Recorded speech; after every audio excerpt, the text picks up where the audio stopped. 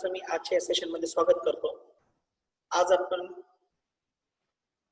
जो topic last lecture मध्ये संपवलेला आहे that is and reproduction in plants. याला आपण रिप्रोडक्शन हायर प्लांट्स पण म्हणतो, रिप्रोडक्शन इन अँजिओस्पर्म सुद्धा म्हणतो. वेगवेगळी नावं आपल्याला पाहायला भेटतात. मग या टॉपिकशी रिलेटेड जे काही एमसीक्यूज आहेत, आणि हे एमसीक्यूज तुम्हाला total task 1, task 2, task 3, task 4 असे टोटल 4 टास्क दिले होते आणि लेवल 1, लेवल 2, लेवल 3 असे 3 लेवलचे क्वेश्चन्स दिलेले आहेत. तर त्या बेसिसवरती मी आपल्या सर्वांकडून तुम्हाला येणारे जे काही डाऊट्स असतील ते डाऊट्स मी मागवलेले होते. आज आपण त्या डाऊट्स वरती डिस्कशन करणार आहोत. ठीक आहे. डाऊटची सुरुवात करूया आपण टास्क 1 पासून. ठीक आहे. आता याच्यामध्ये मी तेच एमसीक्यू पूर्णपणे डिस्कस करेल की जे एमसीक्यूज हे माझ्या थेरी मधून आणि शीट मधून तुम्ही सॉल्व्ह करू शकत नाही किंवा थोडंसं ट्रिकी आहे. फक्त असेच एमसीक्यूज या ठिकाणी मी काय करेल तुम्हाला क्लिअर करून देईल.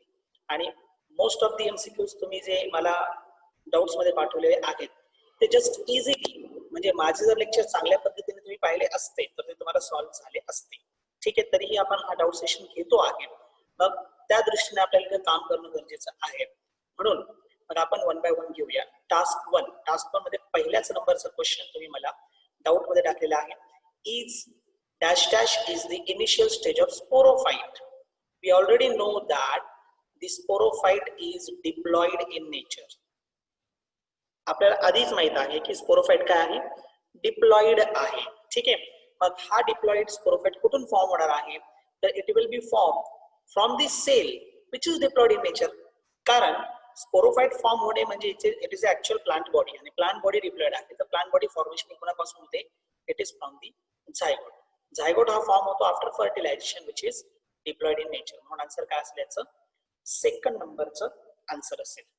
ठीक आहे. So this is first doubt. त्यानंतर सेकंड डाऊट तुम्ही या ठिकाणी मला विचारलेला आहे, that is question number 16.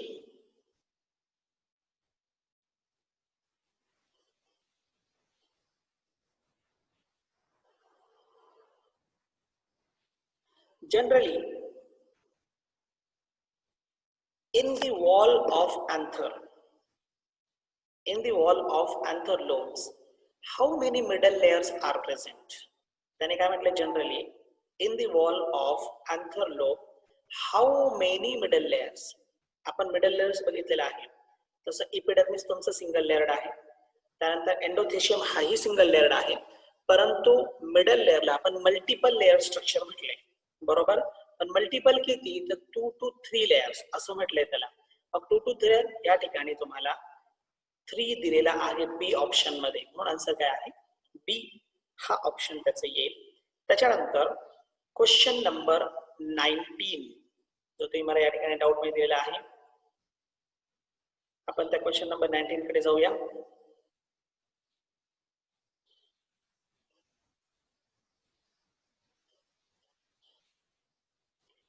So, in the question number 19, each pollen grain is. प्रत्येक पोलन ग्रेन जो आहे तर तो काय आहे. आता हे तुम्हाला माहित आहे की पोलन ग्रेन त्याच्या स्ट्रक्चरल इन्फॉर्मेशन मध्ये आहे की पोलन ग्रेन हा हॅप्लॉइड असतो, कारण मायक्रोस्पोरोजेनेसिस नंतर फॉर्म झालेला आहे. युनिन्यूक्लिएट असतो. ठीक आहे. त्याच्यानंतर तो सिंगल आहे. इच पोलन ग्रेन म्हटलंय. इच पोलन ग्रेन म्हटल्या कारणाने या ठिकाणी ते काय मल्टीसेलर असं नेचर येणार नाही, कारण प्रत्येक पोलन ग्रेन हा सिंगल असतो. मग हॅप्लॉइड आहे, युनिसेल्युलर आहे, सिंगल न्यूक्लियस कन्सिस्ट करतं. ठीक आहे. म्हणून युनिन्यूक्लिएट. त्यानंतर स्पेरिकल आहे किंवा ओव्हल आहे आणि हॅप्लॉइड स्ट्रक्चर. म्हणून याचा आन्सर काय, बी येईल. एकदम सिंपल आहे. याला काही मला असं वाटतं की एक्सप्लेन करण्याची गरज या ठिकाणी नाहीये. ठीक आहे. आपण नेक्स्ट क्वेश्चन कडे जाऊया. That is question number 23. काय सांगते question number 23, pollen grains are dash dash in monocots. Dash dash in monocots. Mainly pollen grain हे एकतर युनिपोरेट असतात किंवा ट्रायपोरेट असतात. याला दोन नाव आहे, युनिपोरेट आणि ट्रायपोरेट. तसं याला आणखीन एक नाव येतं, युनिकॉल्पेट. जरा ठेवा, युनिकॉल्पेट आणि ट्रायकॉल्पेट या पद्धतीने नाव येतात. ठीक आहे, तर कधी असं पण विचारू शकतात. ठीक आहे, तर इथं पोरेट म्हणजे पोर्स, मेनली युनि आणि ट्रायस कंडिशन भेटते. युनिपोरेट कंडिशन आणि आपण हे बघितले की मोस्टली पोरेट आणि ट्रायपोरेट. ऍक्च्युली डायकॉट प्लांट जास्त प्रमाणामध्ये असल्या कारण म्हणून आपण त्याला मोस्टली म्हटलंय.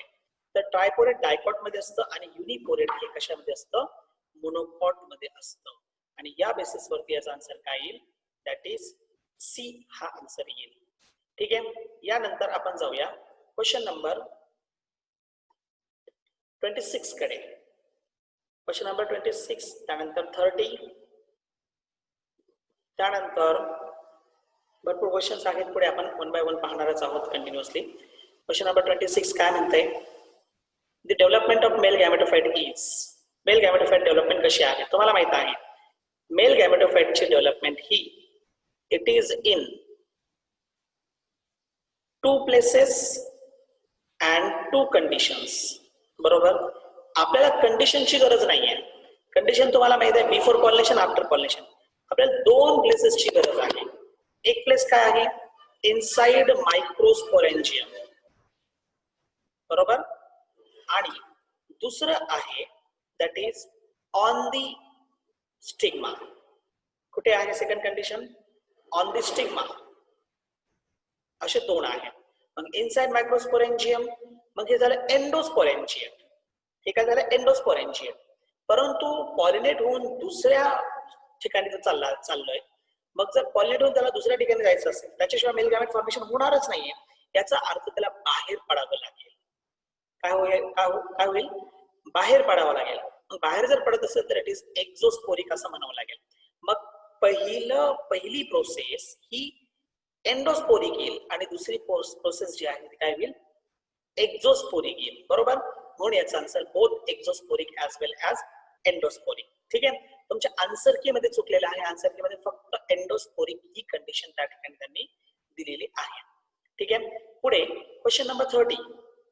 What is the question number 30, generative cell differs from the vegetative cell. तुमचा हा पोलन ग्रेन होता. ठीक आहे, अनइक्वल डिव्हिजन झाली. अनइक्वल डिव्हिजन झाल्यानंतर लार्ज सेल फॉर्म झालं. या लार्ज सेलला आपण जनरेटिव्ह सेल म्हणतो आणि या स्मॉल सेलला आपण व्हेजिटेटिव्ह सेल असं म्हणतो. आता लार्ज सेल मोठा याच्यामुळे आहे की त्याच्यामुळे भरपूर प्रमाणामध्ये सायटोप्लाझम आहे. Much more cytoplasm is there. Then many vacuoles are present, large vacuoles are present, म्हणून लार्ज आहे. पण स्मॉल असण्याचं कारण असं आहे की इथं सायटोप्लाझम जास्त, याचा अर्थ रिझर्व्ह फूड मटेरियल पण जास्त प्रमाणामध्ये असेल. ठीक आहे, पण इथं सायटोप्लाझम कमी आहे. सायटोप्लाझम कमी असल्या कारण जिथे सायटोप्लाझम कमी असतो तिथं व्हॅक्युल सुद्धा नसतात किंवा कमी प्रमाणामध्ये प्रेझेंट असतात, अशी कंडिशन असते. ठीक आहे, मग आता इथं ऑप्शन काय दिले, हॅव्हिंग न्यूक्लियस अँड सायटोप्लाझम दोघांमध्ये पण असतं. Not having reserve food and vacuoles. Generative cell differs from vegetative cell, म्हणजे जनरेटिव्ह सेल बाबत विचारलंय. मग आपण इथं बघितलंय ऑलरेडी, या ठिकाणी आपण बघितलं होतं की इथं रिझर्व्ह फूड मटेरियल नसतो, व्हॅक्युलही कमी प्रमाणामध्ये किंवा नसतात. त्या बेसिसवर आपला आन्सर काय येईल, बी. तरी पुढे पहा, हॅव्हिंग प्रोटीन्स अँड शुगर दोघांमध्ये पण प्रेझेंट असतात. Not having the exine. Exine दोघांना मिळून एकच असतो. एक्झाईन दोघांना मिळून एकच असतं. त्याच्यामुळे इथं आपण एक्झाईन ही काही कंडिशन या ठिकाणी वापरू शकत नाही. ठीक आहे, म्हणून आन्सर काय आता बी हा आन्सर या ठिकाणी येईल. त्याच्यानंतर next one is, that is question number 36. Male gametophyte of angiosperm is. Angiospermचा मेल गॅमेटोफाइट कसा असतो, anthrope, pollen before germination, pollen after germination की embryo sac. You know that embryo sac is a female gametophyte. गेला हा option इथेच, बरोबर ना. मग हा ऑप्शन या ठिकाणी लगेचच गेला. ठीक आहे. अँथरलोब हे ड्युरिंग फॉर्मेशन ऑफ मायक्रोस्पोर आहे. त्याने मेल गॅमेटोफाइट विचारलंय. अँथरलोब मधून कधीच निघून गेला म्हणून हा पण गेला. पोलन बिफोर जर्मिनेशन तोपर्यंत मेल गॅमेटोफाइट फॉर्मेशन होत नाही. 2 सेल स्टेज असते, हा पण गेला. पोलन आफ्टर जर्मिनेशन, मग काय झालं तुमचं पोलन ग्रेन हा ह्या तुमच्या स्टिग्मावरती गेलेला आहे. बरोबर, हा इथं स्टिग्मावरती आलेला आहे. म्हणजे स्टिग्मावरती आल्यानंतर इथं जर्मिनेशन होत आहे, इथं जर्मिनेशन होतं आणि त्याच्याबरोबर काय होईल, इथं पोलन ट्यूब तयार केली जाईल. बरोबर, या पद्धतीने पोलन ट्यूब तयार केली जाईल. मग पोलन ट्यूब आणि 2 मेल गॅमेटोफाइट सह जर असेल तर त्याला आपण मेल गॅमेटोफाइट असं संबोधतो. म्हणजे it means that the male gametophyte formation occurs after the germination. म्हणून याचा आन्सर काय, पोलन आफ्टर जर्मिनेशन. ठीक आहे. यानंतर the next answer, sorry next question 46 number.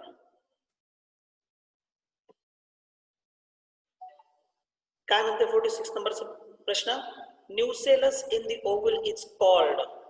Explanation देण्याची कोणत्याही प्रकारे गरज नाही.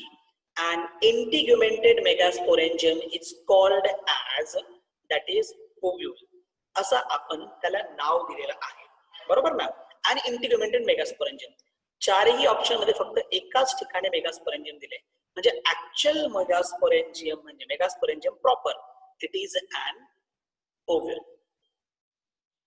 ठीक आहे. आता sorry, ovule is an, ovule काय आहे, आपण डायरेक्ट मेगास्पोरेंजियमच्या बेसिसवरती गेलो. ओव्हल काय आहे, ओव्ह्यूल हा मेगास्पोरेंजियम आहे. पण त्यांनी विचारलं काय आहे, न्यूसेलस इन दी ओव्हल. त्यांनी विचारलं काय आहे, nucellus in the oval. Correct. आता जर त्यांनी न्यूसेलस विचारलं असेल तर ओव्हलच्या आतमध्ये हा न्यूसेलस जो एम्ब्रियोसॅक फॉर्म करतो, म्हणून it is A megasporangium proper. हा झाला मेगास्पोरेंजियम प्रॉपर. मग आन्सर काय येत आता, बी हा आन्सर या ठिकाणी येईल. पुढे लास्ट क्वेश्चन जो ह्या टास्क मधून तुम्ही मला दिलेला आहे, that is question number 61. The first cell of female gametophyte is, the first cell of female gametophyte, female gametophyte चं पहिलं सेल कोणता. मग तुम्हाला माहित आहे स्पोरोजिनस टिश्यू, तुमचे स्पोरोजिनस टिश्यू हे मायटोसिस कन्सिस्ट करतात. बरोबर. आणि मायटोसिस केल्यानंतर there is formation of megaspore mother cell. बरोबर ना. आणि याच्यामध्ये मेओसिस होतं, आणि ज्या सेल मध्ये मेओसिस होतो तो सेल पहिला सेल असतो किंवा पॅरेंटल सेल असतो कोणत्याही गॅमेटसाठी. कोणत्याही गॅमेटसाठी हा काय असतो, पॅरेंटल सेल असतो. फिमेल गॅमेटोफाइट खरं तर मेगास्पोर पासून तयार झालेला आहे, पण the first cell of female gametophyte असं त्यांनी विचारले. तर पहिलं सेल फिमेल गॅमेटोफाइटचं जो असेल तर that is be called megaspore mother cell. काय असेल तो, megaspore mother cell. Sporogenous tissue या ठिकाणी येणार नाही. ठीक आहे. तर हा या प्रश्नासह आपले या ठिकाणी टास्क 1 चे एमसीक्यूज पूर्ण झालेत किंवा टास्क 1 चे प्रॉब्लेम्स तुमचे पूर्ण झालेत. ठीक आहे. त्यानंतर आता आपण पुढे जाऊया टास्क 2 कडे.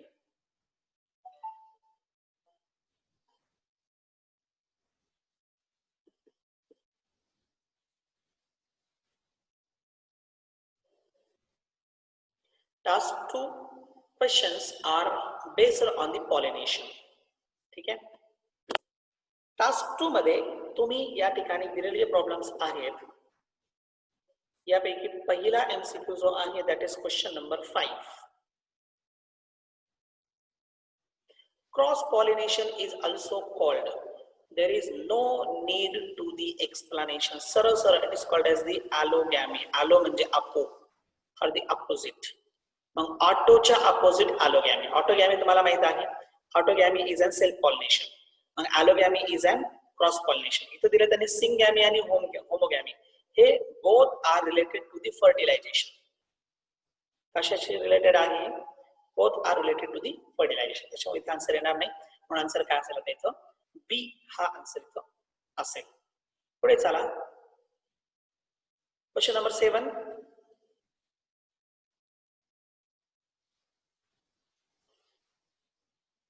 Transfer of pollen grain from anther of a flower to the stigma of another flower.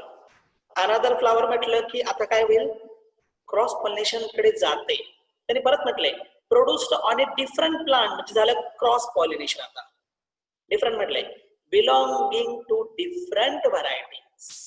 Same variety same species असतं तर काय झालं असतं, ते त्याला आपण म्हटलं असतं की it is A cross pollination, but काय असतं ते झिनोगॅमी असतं. परंतु डिफरंट प्लांट म्हटले आणि डिफरंट व्हरायटी म्हटले म्हणजे सरळ सरळ इट इज अन हायब्रिडायझेशन. हे जे तीन ऑप्शन आहेत ना, फर्टिलायझेशन, व्हेजिटेटिव्ह प्रोपगेशन आणि asexual reproduction, there is no relation with the pollination. हे पॉलिनेशन बरोबर कोणत्याही प्रकारचं याचं रिलेशन नाही. मग याचा आन्सर काय येईल, ओनली हायब्रिडायझेशन. ठीक आहे. क्वेश्चनला घाबरून न जाता क्वेश्चनला टॅकल करणं गरजेचं आहे की क्वेश्चन कशा पद्धतीचं विचारलं गेलेलं आहे, तर तुम्ही त्याचे आन्सर इझिली काढू शकता. पुढे चला, question number 8. Find odd statement about cross pollination. Cross pollination बाबत ऑड स्टेटमेंट तुम्ही फाइंड आउट करा, असं त्यांचं म्हणणं आहे. The cross pollination involve genetic recombination and brings variation. बरोबर आहे, आपण त्याच्या मेरिट्स मध्ये पाहिलेलं आहे. ठीक आहे, म्हणजे सिग्निफिकन्स मध्ये the offspring produce through cross pollination show hybrid vigour. बरोबर आहे. हायब्रिड विगर काय असतं, जेव्हा रिकॉम्बिनेशन होतो तर रिकॉम्बिनेशनचा रिझल्ट हा हायब्रिड विगर असतो, ज्याला आपण हेटेरोसिस न सुद्धा, हे आपल्याला जेनेटिक्स मध्ये सेपरेट पाहायचं आहे, हेटेरोसिस न सुद्धा आपण त्याला ओळखतो. म्हणजे डिफरन्स पॅरेंट आणि ऑफस्प्रिंग यामध्ये डिफरन्सिएशन, हे क्रॉस पॉलिनेशन मुळे होतं. Purity is maintain in the offspring produced through cross pollination. आणि आपण हे बघितलं होतं merits in the self pollination. बरोबर, कारण purity only possible through self pollination. Purity कधी पॉसिबल आहे, फक्त सेल्फ पॉलिनेशनच्या वेळेस प्युरिटी ही पॉसिबल आहे, त्याच्याशिवाय नाही. म्हणजे आपल्याला इथं आन्सर भेटतो it is not a economical method असं म्हटलं. बरोबर आहे, इकॉनॉमिकल मेथड नाही, कारण भरपूर प्रमाणामध्ये पोलन ग्रेन फॉर्म करावे लागतात. मग आता एबीडी नाही, आन्सर काय असेल आता तुमचा सी हा आन्सर असेल. पुढे चला, क्वेश्चन नंबर 14.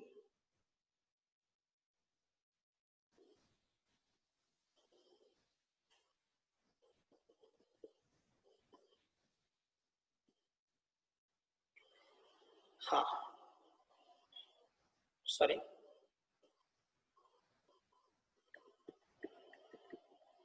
Question number 14. हा इथे आहे question number 14. Largest amount of pollen is produced by plant which shows. Largest amount of pollen आहे. आता तुम्हाला माहित आहे की बायोटिक एजंट थ्रू जर समजा पॉलिनेशन होत असेल तर largest amount of pollen grain form करण्याची गरज नाही. हे पहिले दोन ऑप्शन गेलेत, कारण हे बायोटिक एजंट आहेत. आता दोन आहे, विंड आणि वॉटर. यामध्ये वॉटर म्हणजे पाण्यात थ्रू जायचं आहे. ठीक आहे, मग पाण्यात थ्रू मध्ये फ्लावर आला तर पॉसिबल आहे पॉलिनेशन होऊन जाईल, कमी प्रमाणामध्ये पोलन ग्रेन्स लागतात. पण विंड एअर थ्रू वाहून न्यायचं आहे आणि एअर थ्रू जात असताना पॉसिबिलिटी खूप कमी आहे पॉलिनेशन घडून येण्याची. म्हणून largest amount of pollen is produced by plant which shows that is pollination by wind. म्हणून आन्सर काय येईल, सी हा आन्सर येईल. त्यानंतर क्वेश्चन नंबर 19.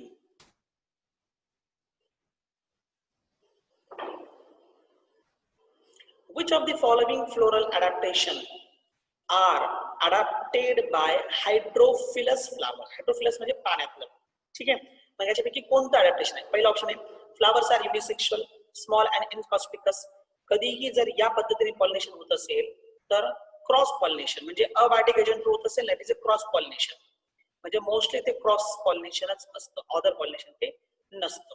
ठीक आहे, म्हणजे त्या बेसिसवरती पहिला ऑप्शन आपला जो आहे तो करेक्ट झाला.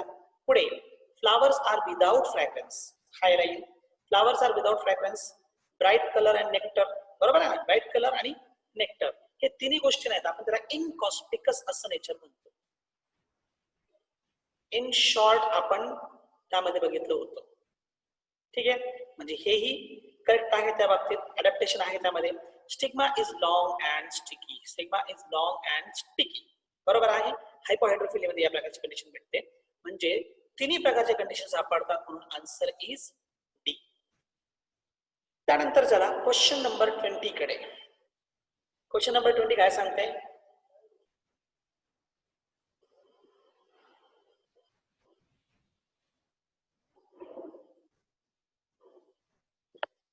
आफ्टर क्वेश्चन नंबर 20, 21 सुद्धा आहे.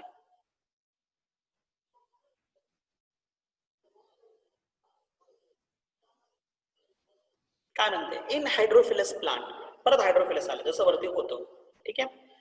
Specific gravity of pollen grain is controlled by. पहा, इपी हायड्रोफिली आणि हायपो हायड्रोफिली दोन्हीही स्पेसिफिक ग्रॅव्हिटीवरती डिपेंड आहे. स्पेसिफिक ग्रॅव्हिटी जास्त असेल तर काय होईल? इपी हायड्रोफिली, आणि स्पेसिफिक ग्रॅव्हिटी जर कमी असेल तर हायपो हायड्रोफिली. बरोबर आहे? मग याला कंट्रोल कोण करतो? मग स्पेसिफिक ग्रॅव्हिटी वाढवायची आहे तर त्या ठिकाणी ऑर्गॅनिक मटेरियल जास्त प्रमाणामध्ये काय करायला लागतील? वाढवावे लागतील. ठीक आहे. यामध्ये पहा, फॉर्मेशन ऑफ एअर व्हॅक्युल्स नाही, हे फक्त वरतीच राहील, स्पेसिफिक ग्रॅव्हिटी कमी होत जाईल. Formation of one or more starch grain. आता स्टार्च ग्रेन जे आहे ना, स्टार्च ग्रेन जर त्याच्यामध्ये सिक्रेशन केलं गेलं किंवा वाढवलं गेलं तर काय होईल? स्पेसिफिक ग्रॅव्हिटी वाढेल. स्टार्च ग्रेन कमी झालं तर काय होईल? स्पेसिफिक ग्रॅव्हिटी कमी होईल. म्हणजे कंट्रोल आपल्याला बी न दिसते पण तरी सुद्धा पुढे चला. फॉर्मिंग फिदर लाईक आउटग्रोथ, हे कशासाठी लागतं? हे लागतं एका ठिकाणाहून दुसऱ्या ठिकाणी घेऊन जाण्यासाठी. ठीक आहे. म्हणजे हे डिस्पर्सल मेथड साठी आहे. It is for dispersal method, ज्याचा काही संबंध येणार नाही. त्यानंतर third, forming coiled pollen grains. आणि कॉइल्ड पोलन ग्रेन तसं हायपो हायड्रोफिलीचं नेचर आहे पण स्पेसिफिक ग्रॅव्हिटी कंट्रोल साठी नाही. म्हणून आन्सर काय येईल? बी हा आन्सर येतो. Question number 21, pollination taking place below the surface of water. Pollination taking place below the surface of water. आणि below the surface of water जर असेल तर what we called it? Epihydrophily म्हणजे above the surface of water, आणि hypohydrophily म्हणजे काय? Below the surface of water. ठीक आहे. Bearing submerged female flower. Submerge female flower म्हणजे ते आतमध्ये असतात आणि पोलन ग्रेन वरून वाहत येतात. मग इथं काय होईल? Answer is a. सरळ सरळ आहे, जास्त विचार करण्याची गरज नाही. पण इथं मेलॅकोफिली हा एक प्रकार तुम्हाला दिलेला आहे. पहा, मेलॅकोफिली हे नवीन प्रकार आहे. Malacophily it is a pollination by snail. Malacophily काय? पॉलिनेशन बाय स्नेल. आता स्नेल पॉलिनेशन तुम्हाला लँडवरती पण भेटेल आणि स्नेल तुम्हाला पाण्यामध्ये पण भेटतो. म्हणून स्नेल पॉलिनेशन हे पाण्यामध्ये सुद्धा होतं. जर लँडवरती होत असेल तर क्रिसॅन्थिमम हे त्याचं एक्झाम्पल आहे. तुम्हाला कुठे विचारलं तर ध्यानात ठेवा. क्रिसॅन्थिमम हा तुम्हाला इथं एक्झाम्पल देता येईल. ठीक आहे. पुढे चला, आता आपण पुढे जाऊया. क्वेश्चन नंबर 21 नंतर there is next question, that is question number 23.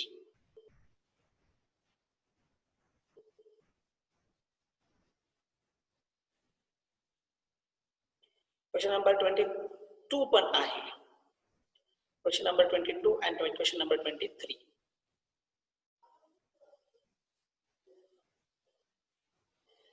What is question number 22?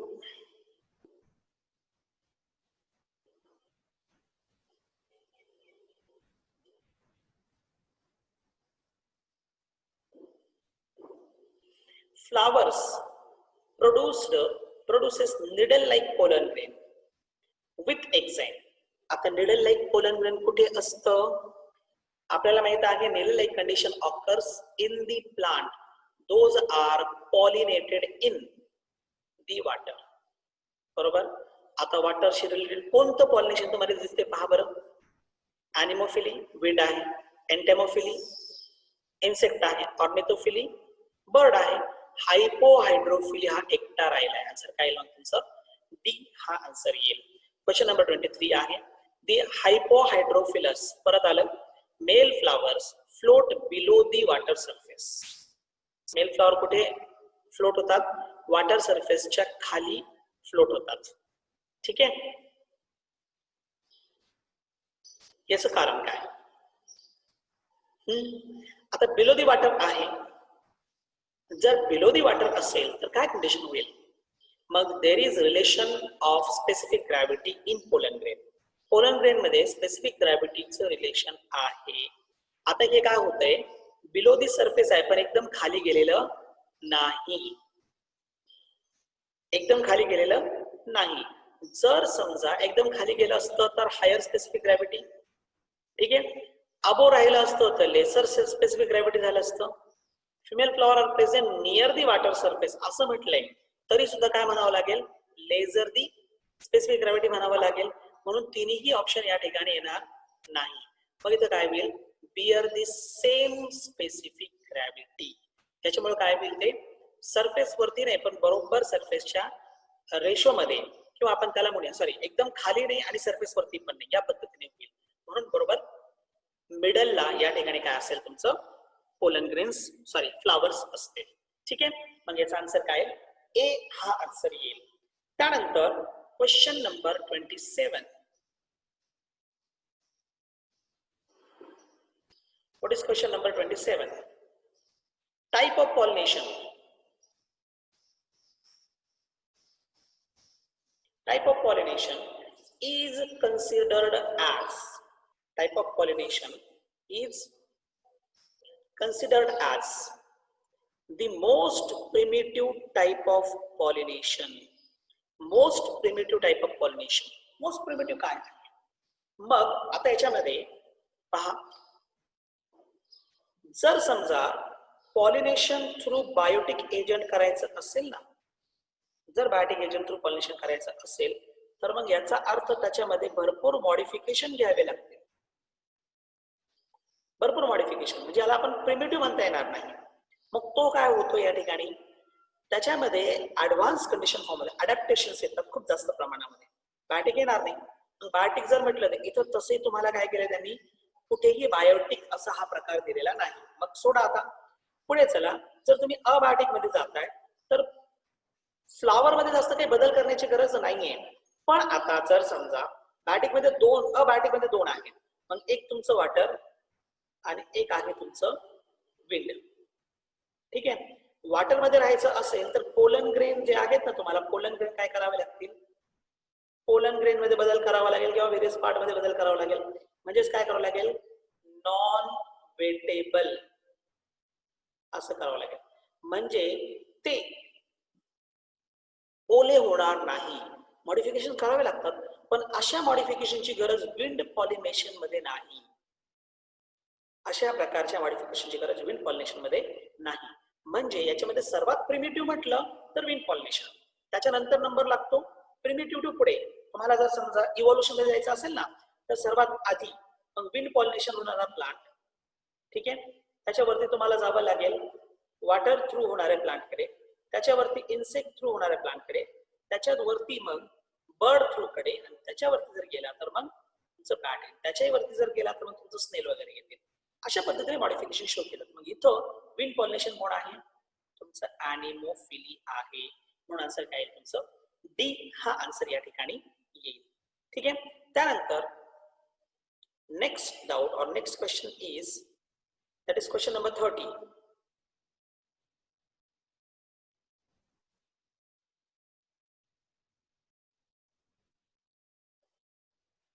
"75 to 80% of insect pollination", इथे insect pollination म्हटलंय, "is achieved with the help of", एक स्टेटमेंट सापडतं आपल्याला एका बुक मध्ये. त्यामध्ये असं आहे की most of insect pollination, most of insect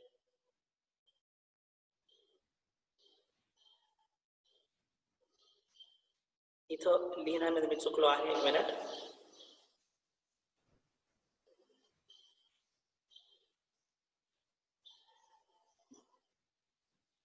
most insect pollination occurs through honeybees. Most insect pollination जे आहे ते कशामुळे होतं, थ्रू हनीबीज. हनीबीज मुळे मोस्ट ऑफ इन्सेक्ट पॉलिनेशन होतं. आता याचं कारण पण असं आहे की प्रत्येक फुलावरती हनीबीज जातात, not the butterfly, moth and Beatles. Honeybees required the nectar. तसं some moths, some beetles and some butterflies can get their nourishment material from the leaf. हे तिन्ही पण जे आहेत ते लीफ कडून नरिशमेंट मटेरियल घेऊ शकतात. ठीक आहे. मी ह्या तिघांसाठी देतो, ह्या तिघांसाठी can get nourishment.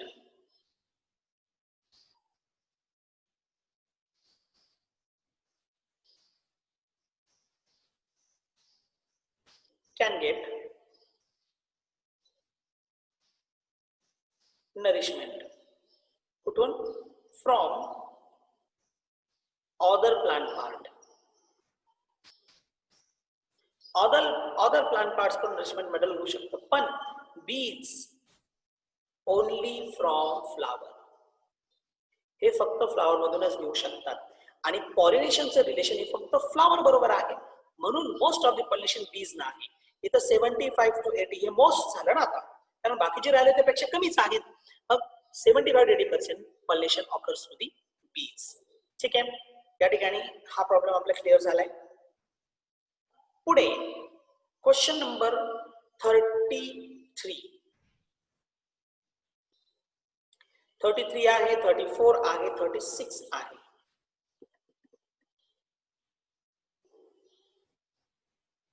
One by one घेऊया. 33 बॉम्बॅक्स अँड ब्युटिया. यापैकी आपण बुटी हा एक्झाम्पल ऑलरेडी बघितलेला आहे. आठवत असेल तुम्हाला काय आहे? पॉलिनेशन.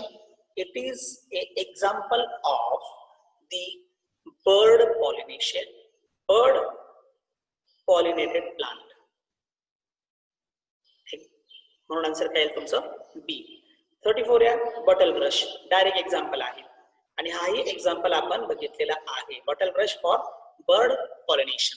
पुढे चला, क्वेश्चन नंबर 36 या ठिकाणी आहे. Dash dash are nocturnal. आपण बघितलेला आहे nocturnal and open their flower during night. आणि ड्युरिंग नाईट कोण लागतं? बॅट लागतं for the purpose of pollination. आणि pollination by bat is called as the chiropterophily. ठीक आहे, या तिघांचा या ठिकाणी कोणताही संबंध येणार नाही. पुढे question number 37. Pollination in anthocephalus. सरळ सरळ आहे, जे मी टीचिंग करत असताना तुम्हाला दिले. आणि किजेला पिनॅटा. हे दोन्हीही एक्झाम्पल तुम्हाला त्यामध्ये दिलेले आहेत. हे दोन्हीही जे आहेत both are example of the bat pollination. याचा आन्सर काय येईल? अगेन कायरोप्टेरोफिलस हा एक्झाम्पल, हा आन्सर या ठिकाणी येईल. ठीक आहे, so these are all doubts related to task 2. ठीक आहे, यानंतर पुढे जाऊया आपण doubts related to task 3.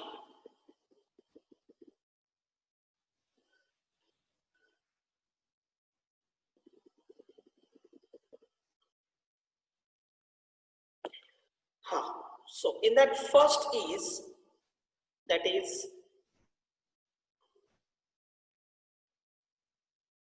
Fourth number. इथे ह्या पेजवर तुम्हाला 4 आणि 11 असे दोन डाउट पाहिजे आहेत. 4 आणि 11. 4. A pollen tube always enter the embryo sac near the.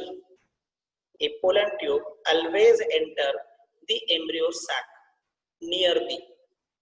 pollen tube तुमच्या एम्ब्रियो सॅक मध्येच एंटर होते, बरोबर ना? पण कुठे? आधी pollen tube आली आणि इथं सिनर्जिड्स मध्ये एंटर होते. ठीक आहे, it always enter into the embryo sac near. मग कुठे असेल? तुम्ही विचार करा थोडा वेळ. इथे दिले एग ॲपरेटस, ठीक आहे, अँटीपोडाल्स, त्यानंतर सेकंडरी न्यूक्लियस आणि चलाझा. आपल्याला माहित आहे की पोलन ट्यूबला अट्रॅक्ट करणारं कंपोनेंट कोणतं आहे? कोणतं आहे? अट्रॅक्ट करणारे कंपोनेंट सिनर्जिड्स आहेत, जे काय करतात? या ठिकाणी फिलिफॉर्म ॲपरेटस तयार करतात. हा फिलिफॉर्म ॲपरेटस आहे, बरोबर. आणि मग पोलन ट्यूब त्याच्या थ्रू सिनर्जिड मध्ये एंटर होईल आणि synergid is a part of egg apparatus. मग नियर दी काय असेल?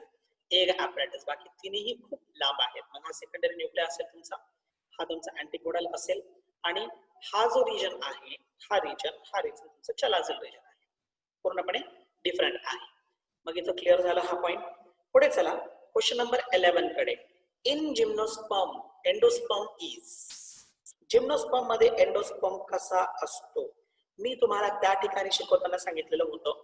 अँजिओस्पर्म मध्ये एंडोस्पर्म हा ट्रिप्लॉइड असतो. अँजिओस्पर्म आणि एंडोस्पर्म काय असतो? ट्रिप्लॉइड असतो. पण जिम्नोस्पर्म मध्ये डबल फर्टिलायझेशन नाहीये. There is no double fertilization. Okay. Second thing, embryo sac फॉर्मेशनच्या वेळेस there is no nuclear fusion. इथं न्यूक्लिअर फ्युजनही होणार नाही. मग न्यूक्लिअर फ्युजन होत नसेल तर न्यूक्लिअर फ्युजन नंतर सेकंडरी न्यूक्लियाय हा काय होतो?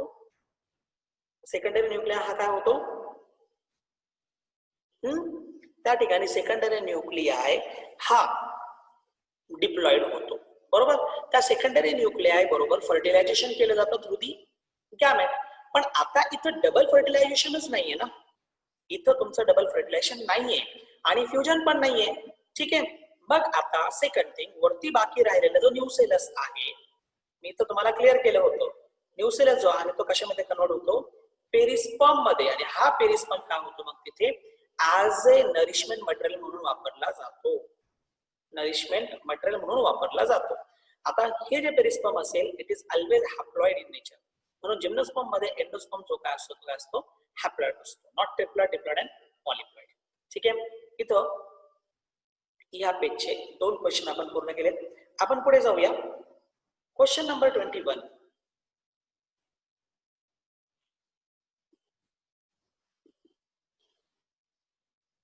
Sorry, question number 15.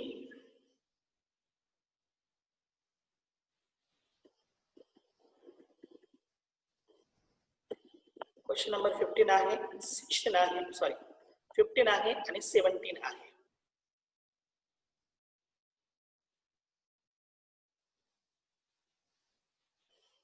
Question number काय सांगताय? The process of fusion between male nucleus and egg nucleus is called. मला असं वाटतं की एक्सप्लेनेशनची गरज नाही, कारण मेल न्यूक्लियस आणि egg nucleus both are haploid in nature. बरोबर. हे दोन्हीही हॅप्लॉइड फ्यूज झाल्यानंतर काय होतं? डिप्लॉइड झायगोट तयार होतो. कारण एग न्यूक्लियस म्हटले त्यांनी. एग न्यूक्लियस म्हटलं असेल तर आता इट इज कॉल्ड ऍज, दोन्ही हॅप्लॉइड सिमिलर, म्हणजे इट इज कॉल्ड ऍज सिंगॅमी. ठीक आहे. डबल फर्टिलायझेशनचा संबंध येत नाही. ट्रिपल फ्युजन एक न्यूक्लियस बरोबर होणार नाही तर कोणा बरोबर होईल?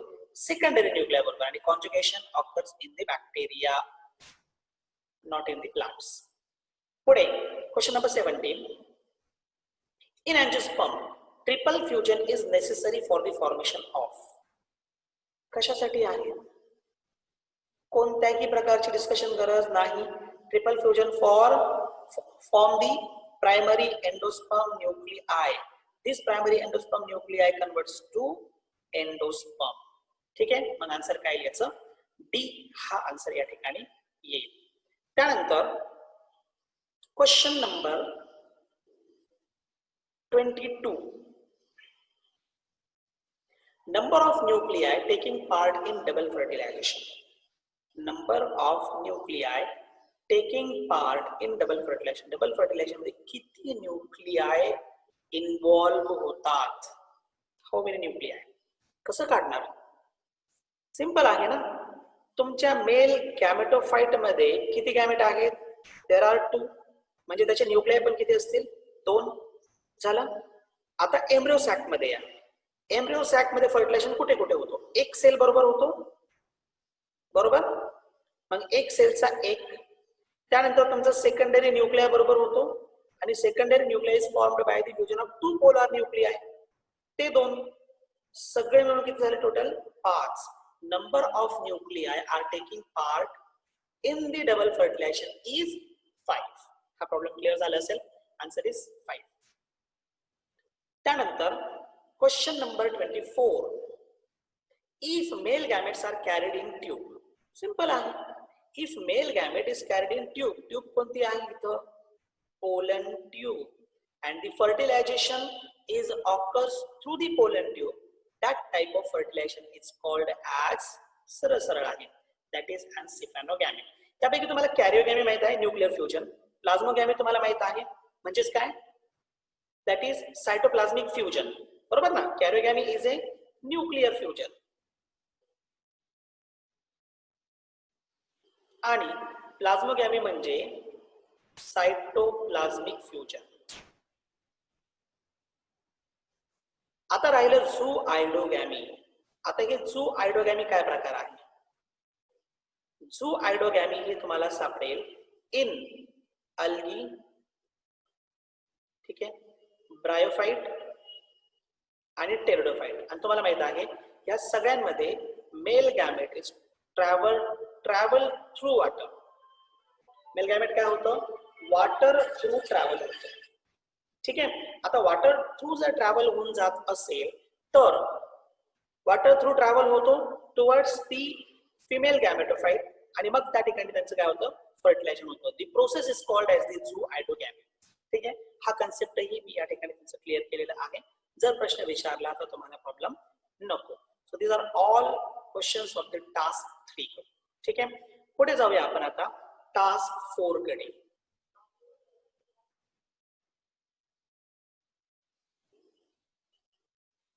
नाउ टास्क 4 आपण या ठिकाणी फक्त टास्कचे एमसीक्यूज आज पाहणार आहोत आणि उद्या लेवलचे एमसीक्यूज आपण पाहणार आहोत. कारण तुम्ही टास्क मध्येच भरपूर एमसीक्यूज दिलेत. खरं तर इतके एमसीक्यूजची काहीही गरज नव्हती, तरीही तुम्ही या ठिकाणी ते एमसीक्यूज टाकलेले आहेत. थोडंसं अभ्यास जास्त प्रमाणामध्ये असतो तो प्रॉब्लेमही झालेला नसता. ठीक आहे, चला, पण आपण त्यासाठी काही प्रॉब्लेम नाही.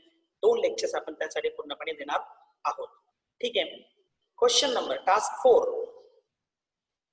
4 question number 4. See here, in cellular endosperm मध्ये वाचा पुढे. तुम्हाला सेल्युलर एंडोस्पर्म विचारलेला आहे. आपण एंडोस्पर्मचे 3 प्रकार बघितलेले आहेत, बरोबर ना? त्याच्यामध्ये न्यूक्लियर, सेल्युलर आणि तिसरं हॅलोपियन. आता सेल्युलर म्हटले. दी प्रायमरी एंडोस्पर्म न्यूक्लियाय अंडरगोज कॅरियोकायनेसिस. बरोबर आहे ना? सेल्युलर आहे. मग पीईएन काय करतं? काय करतं इथं? न्यूक्लियर डिव्हिजन करतं, म्हणजे कॅरियोकायनेसिस. पण त्यांनी काय म्हटले? फक्त कॅरियोकायनेसिस पर्यंत आलं आणि पुढे कंटिन्यू केलंच नाही. म्हणजे याचा अर्थ हे झालं न्यूक्लियर. गेला का? तरी विचारले cellular. The primary endosperm nuclei undergoes nuclear division karyokinesis followed by cytokinesis. Immediately there is cytokinesis. आणि सायटोकायनेसिस झाल्यानंतर काय होईल? मग तुमचं तिथं सेल्युलर कंडिशन फॉर्म केली जाईल. म्हणजे तुमचा हा ऑप्शन काय होतोय? सेल्युलर कडे जातोय. तरी पुढे पहा. The first division of primary endosperm nucleus is followed by the wall formation. The first division of the primary endosperm nucleus is followed by the wall formation. Primary endosperm nuclei जर पहिली division झाली तर wall formation. बाकीच्या डिव्हिजनचं काय? Clear केलेलं नाही, म्हणजे गेला. The central cell is divided into a large micropylar and a small chalazal chamber. आणि असं कशामध्ये भेटतं आपल्याला? हॅलोबियल मध्ये भेटतो. बरोबर. मग आन्सर काय आला आता? फक्त बी हा आन्सर त्याचं येईल. ठीक आहे. त्यानंतर क्वेश्चन नंबर 6. क्वेश्चन नंबर 6 पण आहे, क्वेश्चन नंबर 7 पण आहे. Question number 6. During the development of embryo, त्याने काय म्हटलं? एम्ब्रियो डेव्हलपमेंट आहे. The zygote forms a wall around itself and is converted into. Embryo development चे काय? Zygote form a wall around it. हा zygote होता, त्याने काय केलं? वॉल तयार केलं. wall around itself and is converted into. मग तो कशामध्ये कन्वर्ट केला जाईल?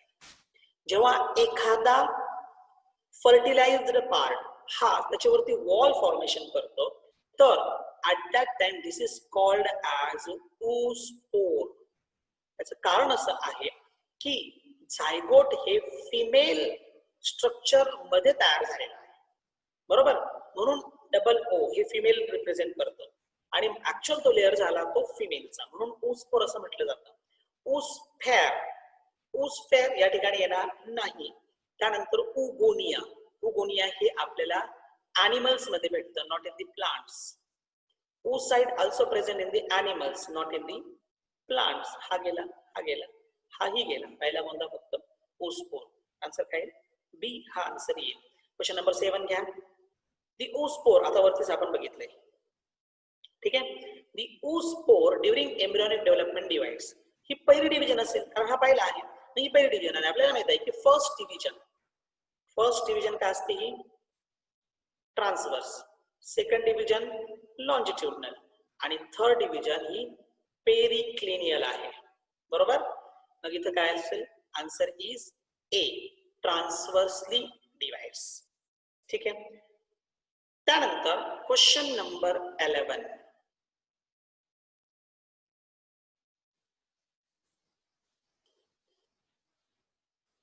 What says the question number 11?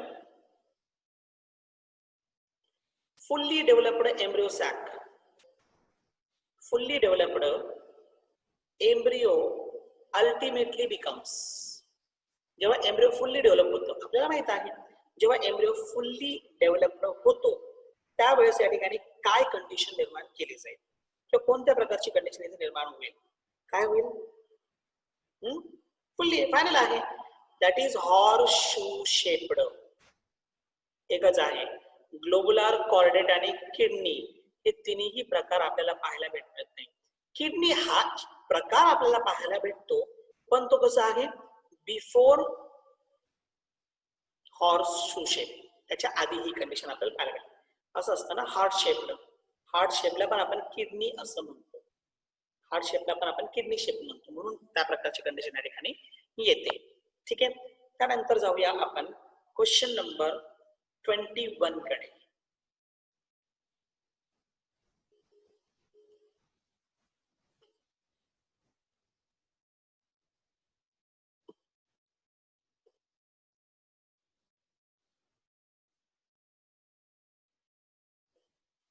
हा 21, 22 आणि 23 एका मागे एक 3 क्वेश्चन्स आहेत. 21 त्यानंतर सॉरी 22 नाहीये, 23 आणि 24. ठीक आहे. वन बाय वन पाहूया. Which one is an example of triploid tissue? खालीलपैकी कोणतं एक्झाम्पल हा ट्रिप्लॉइड टिश्यूचा आहे? यू नो दॅट प्लांट मध्ये एकच पार्ट हा ट्रिप्लॉइड असतो. Which is that? Primary endosperm nuclei. तो कशामध्ये कन्वर्ट होईल? Into the endosperm. प्लांट कोणताही असू द्या, अँजिओस्पर्म मध्ये तुम्ही जाताय, प्लांट कोणताही असू द्या, तिथे एंडोस्पर्म जो आहे तो काय असेल? ट्रिप्लॉइड असेल. फक्त तेवढाच, बाकी कोणताही नसणार आहे. ऑनियन रूट, इथे त्यांनी रूट म्हटलंय, काही संबंध येत नाही. फर्न प्रोथॅलस म्हटलंय त्यांनी. प्रोथॅलस हा झायगोट पासून तयार झालाय. It is form by the zygote. तो डिप्लॉइड असणार आहे. मेज अँड लिली एंडोस्पर्म. मेज मोनोकॉट प्लांट, लिली सुद्धा मोनोकॉट प्लांट. जरी मोनोकॉट असेल पण दे आर अँजिओस्पर्म्स. ते काय आहे? अँजिओस्पर्म. मग एंडोस्पर्म, त्यांचा जो एंडोस्पर्म आहे हा एंडोस्पर्म कसा असतो? It is triploid in nature. म्हणून आन्सर काय आहे? सी हा आन्सर आहे. 23 triploid plant can be obtain from the culture of. हा आता आपण इथं त्यांनी म्हटलं ट्रिप्लॉइड प्लांट, आपण ट्रिप्लॉइड प्लांट फॉर्म करू शकतो बाय प्लांट टिश्यू कल्चर. हे कशा थ्रू आपण फॉर्म करू शकतो? प्लांट टिश्यू कल्चर न फॉर्म करू शकतो. आणि हे आपल्याला माहित आहे, प्लांटचा प्रत्येक सेल जो आहे, cell of plant is totipotent. कोणतेही सेल घ्या, हा कसा आहे? टोटिपोटंट. म्हणजे a single cell can convert into the complete plant. बरोबर. तुम्ही कोणतेही सेल घ्या, मग कोणतेही सेल घ्या ना, मग तुम्ही प्लांटचं असं सेल घ्या जो ट्रिप्लॉइड इन नेचर आहे. मग प्लांटचं कोणतं सेल ट्रिप्लॉइड आहे? मग एकच असा पार्ट आहे प्लांटचा जो ट्रिप्लॉइड नेचर शो करतो. That is an endosperm. एंडोस्पर्मचं सेल घ्या आणि या सेलचं प्लांट टिश्यू कल्चर थ्रू काय करा? नवीन प्लांट तयार करा. हा जो प्लांट तुमचा फॉर्म होणार आहे, this plant will be triploid in nature. ठीक आहे. क्वेश्चन नंबर 24 कडे चला. इन अँजिओस्पर्म्स प्रश्न काय आहे? इन अँजिओस्पर्म दी oospore वरती आपण बघितलंय. oospore on development produces. हा जो oospore आहे डेव्हलपमेंट नंतर काय फॉर्म करेल? आपल्याला माहित आहे oospore मध्ये डिव्हिजन आहे, बरोबर, रिडिव्हिजन आहे. कारण हा कशावरती फॉर्म झालाय, झायगोट वरती फॉर्म झालेला आहे. आणि जेव्हा डिव्हिजन रिडिव्हिजन होईल तर it will be converts to embryo. It will form the embryo. Embryo नंतर सीड तयार होईल, पण इथं त्यांनी डेव्हलपमेंट विचारलेलं आहे.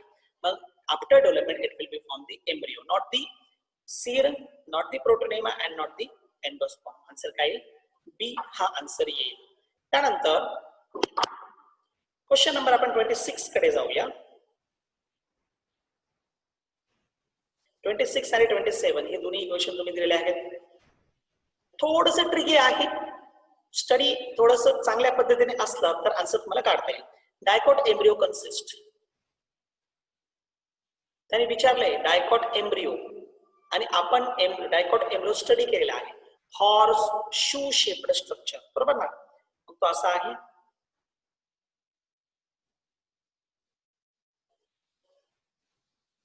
आठवत असेल तुम्हाला,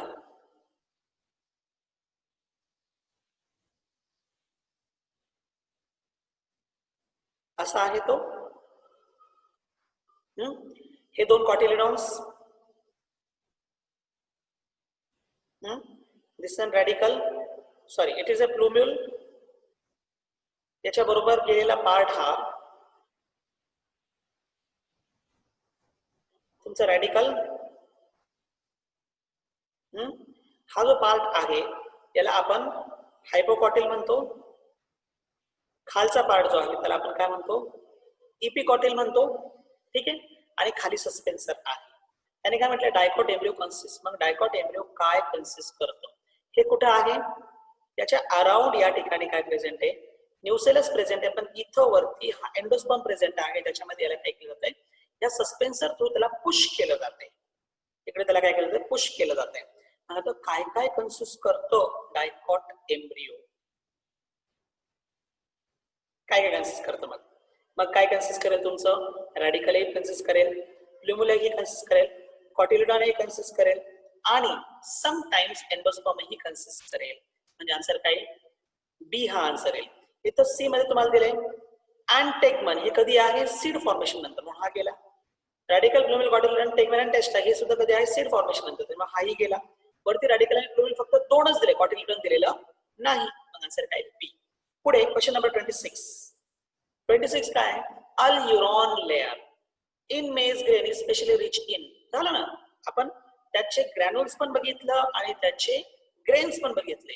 both are rich in the proteins. हे कशामध्ये आहे, both are rich in the protein, म्हणून आन्सर काय त्याचं, proteins. 27 perisperm different from the endosperm. Perisperm differs from the endosperm. दोघांमध्ये महत्वाचा डिफरन्स काय आहे.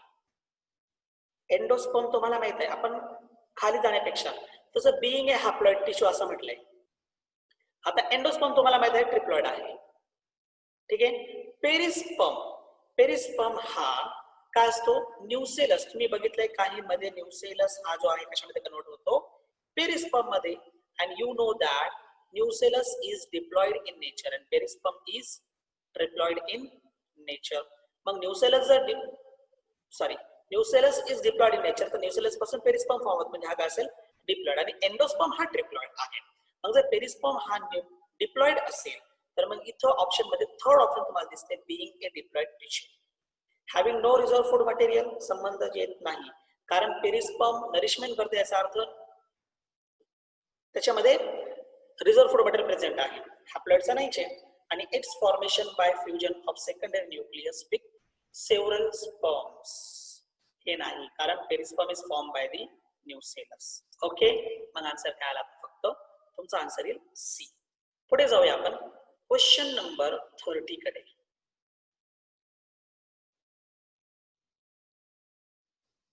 क्वेश्चन नंबर 30 आहे, 31 आहे, 32 आहे, 34 आहे,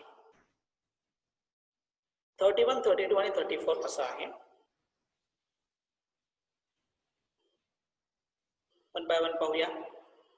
31, 32 आणि 34. 31 fully developed embryo ultimately becomes, fully developed embryo ultimately becomes काय होईल. मग फुल्ली डेव्हलप्ड एम्ब्रिओ जो आहे, आपण मागच्याच याच्यामध्ये बघितलेलं आहे, फुल्ली डेव्हलप्ड एम्ब्रिओ काय होता, it is ultimately becomes horseshoe shape. जास्त डिस्कशन करण्याची गरज नाही, वरतीच आपण बघितलेलं आहे. In monocot cotyledon is formed from.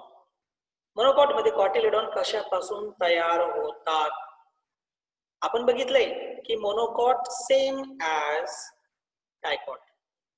Development जी आहे ती सेम ॲज डायकॉट आहे. ठीक आहे. जर डेव्हलपमेंट सेम ॲज डायकॉट असेल आणि फक्त ऑक्टेंट पासून काय होतं, इट इज डिफरंट. मग ऑक्टेंट पर्यंत कंडिशन डायकॉट सारख्या. याचा अर्थ जसं डायकॉट हा टर्मिनल सेल पासून तयार होतो, तसाच मोनोकॉट सुद्धा कशापासून तयार होईल, टर्मिनल सेल पासून. इथं वेसिक्युलरचा संबंधच नाही, मिडलचा पण संबंध नाही, बेसलचा संबंध आहे. पण बेसल काय करतो, बेसल फॉर्म द सस्पेन्सर. त्याने विचारताना काय म्हटलंय, इन मोनोकॉट कॉटिलिडॉन असं विचारलं. Cotyledon is a part of embryo आणि embryo is form from the terminal cell. ठीक आहे. 34 नंबरचा प्रश्न पहा. In maize grain plumule is covered by. Maize grain आहे, मेज ग्रेन हा मोनोकॉट आहे आणि मोनोकॉटचं आपण सीडचं स्ट्रक्चर बघितलंय. तर त्याच्यामध्ये हा तुमचा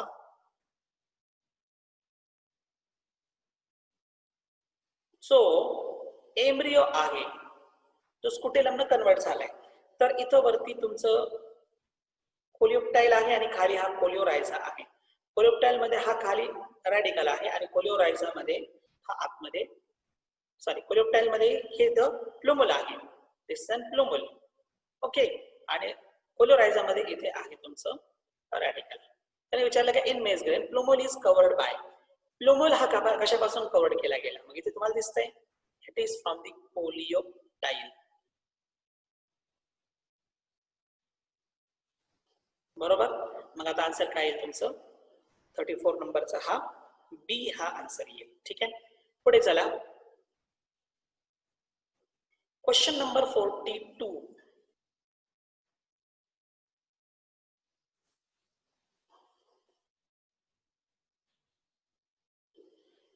दोनच क्वेश्चन राहिलेले आहे त्याच्यामध्ये. क्वेश्चन नंबर 42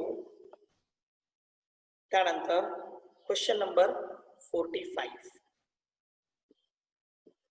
सॉरी 42 पण आहे, 44 पण आहे आणि 45 पण आहे. तीन आहेत, 42, 44 आणि 45. खूप जास्त अवघड नाही. Formation of fruit without fertilization इथंच क्लिअर झालं. Is known as or ovary convert to fruit no fertilization. संपलं. जेव्हा विदाउट फर्टिलायझेशन असतं त्याला आपण पार्थिनोजेनेसिस म्हणतो, पण त्यांनी फ्रूट म्हटले. दिस इज द फ्रूट म्हणजे पार्थिनोकार्पी. ठीक आहे. पार्थिनोजेनेसिस एम्ब्रियोसाठी होईल आणि पार्थिनोकार्पी महत्वाचं आहे. Carp means the fruit. ठीक आहे. म्हणून त्या पद्धतीने त्याचं आन्सर येईल. 44 सीडलेस फ्रूट इन व्हायटिस. तसंही तुम्हाला माहित आहे सीडलेस फ्रूट विदाउट फर्टिलायझेशन तयार होतं. बरोबर आहे ना. सीडलेस फ्रूट हे विदाउट फर्टिलायझेशन तयार होतं. In vitis are formed due. पण व्हायटिस मध्ये हे कसं तयार होईल, तर व्हायटिस मध्ये तिथे सीड जरी नसेल तरी सुद्धा फ्रूट तयार होतो आणि फ्रूट तयार होण्यासाठी नॉर्मल प्रोसेस गरजेची आहे. काय होईल, नॉर्मल प्रोसेस गरजेची आहे. व्हायटिस हा डायकॉट प्लांट आहे. ठीक आहे. किंवा अँजिओस्पर्म आहे तुमचं आणि अँजिओस्पर्म मध्ये तुमचं डबल फर्टिलायझेशन होतं. पण सीडलेस म्हटलंय, सीडलेस म्हटलं तर व्हायटिस जरी असेल आन्सर की मध्ये चुकलंय थ्रू डबल फर्टिलायझेशन. पण तुम्हाला सीडलेस तयार करायचं असेल तर तुम्हाला तिथं फर्टिलायझेशन करता येणार नाही. जर तुम्हाला फर्टिलायझेशन करता येत नसेल तर seedless fruit is form by the parthenocarpy. सरळ सरळ आन्सर आहे. म्हणून याचा आन्सर काय येईल, डी हा आन्सर येईल. नंतर 45 नंबरचा question. The best example of polyembryony is. The best example of polyembryony is. आपल्याकडे पॉलीएम्ब्रियोनी म्हटलं तर सिट्रस घ्यावं लागेल. कॉकस, पी आणि कॅप्सिकम तिघांमध्येही पॉलीएम्ब्रियोनी सापडत नाही. मग राहिलं फक्त पायनस. मग पॉलीएम्ब्रियोनी आपल्याला जिम्नोस्पर्म मध्ये पण भेटते आणि मेनी सीड्स फॉर्म होतात जे काय करतं, ग्रुप तयार करतं आणि ग्रुप करून तिथं कोन मध्ये कन्वर्ट होतो. म्हणून pinus is a best example of the polyembryony. ठीक आहे. So with this we completed MCQs. याच्याबरोबर आपण काय केलं, टास्कचे एमसीक्यूज कंप्लीट केले. या ठिकाणी आपण टास्कच्या एमसीक्यूज बरोबरच आपलं आजचा हा सेशन पूर्ण करतो. उद्याच्या सेशन मध्ये आपण काय करणार आहोत, लेवल्सचे एमसीक्यूज पाहणार आहोत आणि त्याच्या प्रत्येक डाऊट्स जे आहेत ते आपण क्लिअर करणार आहोत. आता थांबण्याचं कारण असं आहे की लेवल 1 मध्ये तुम्ही भरपूर एमसीक्यूज मला दिलेले आहेत. टोटल 100 एमसीक्यूज आणि 100 एमसीक्यूज पैकी बऱ्यापैकी 20 ते 22 एमसीक्यूज आहेत. लेवल 2 आणि लेवल 3 मिळून जर आपण घेतलं तर कमीत कमी 46 ते 50 एमसीक्यूज येतात. ते आता पॉसिबल नाही. ठीक आहे, मग परत भेटूया उद्याच्या सेशन मध्ये. तोपर्यंत आजचा हा सेशन आपण थांबूया. धन्यवाद.